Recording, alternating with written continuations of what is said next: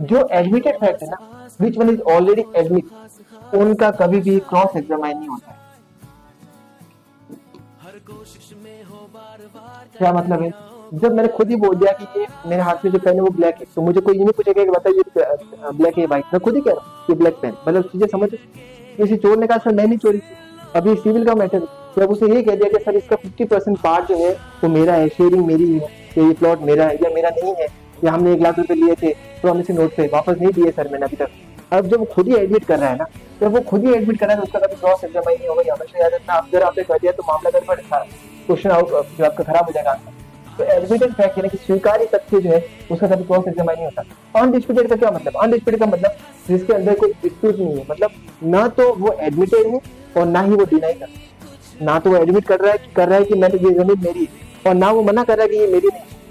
वो मेरी है भी नहीं और मेरी नहीं भी, कुछ भी नहीं बोल रहा है। उनको अनडिस्प्यूटेड फैक्ट कहते हैं। कई बार ये मुद्दे उठे ना उठे, लेकिन उन फैक्ट को अनडिस्प्यूटेड कहा जाता है कि रामलाल और श्यामलाल दोनों पड़ोसी, ये अनडिस्प्यूटेड फैक्ट हो गया। ये दोनों मान ले, इसके ऊपर कोई डिस्प्यूट नहीं उनका, लेकिन उन दोनों ने एडमिट भी नहीं किया और वो डिनाई भी नहीं करता। तो ये भी एक तरीका याद रखना।